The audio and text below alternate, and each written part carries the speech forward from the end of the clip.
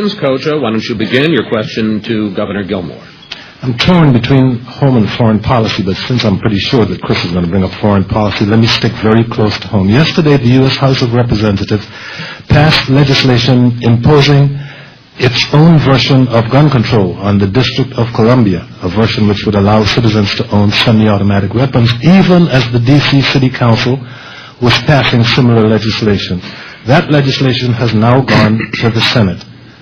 Governor Gilmore, if you were in the U.S. Senate right now, would you vote for that legislation? And if the answer to that question is yes, would you also allow the Congress of the United States to impose legislation on gun control or any other issue on the Commonwealth of Virginia?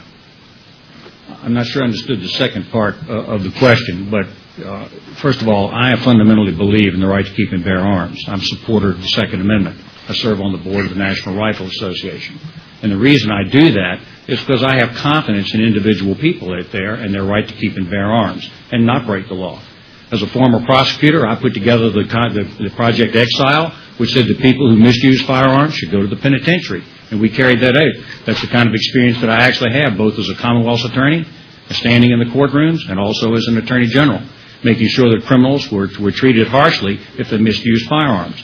But individual, regular people out there have the right under the Constitution to keep and bear arms. And I would support a bill that says that right should extend to the District of Columbia. It should never have been banned in the District of Columbia.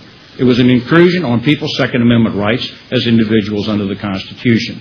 And I'm glad that the Supreme Court of Virginia overturned the D.C. gun ban, quite frankly. And frankly, I'm surprised that 4 of the 9 justices ran against the specific language of the Second Amendment, that voted against the specific language of the Second Amendment, that tried to say that it wasn't even an individual right. The right to keep and bear arms is an individual right. I believe in the Second Amendment. I believe in all 10 amendments of the original Bill of Rights. And that's where I stand on these issues.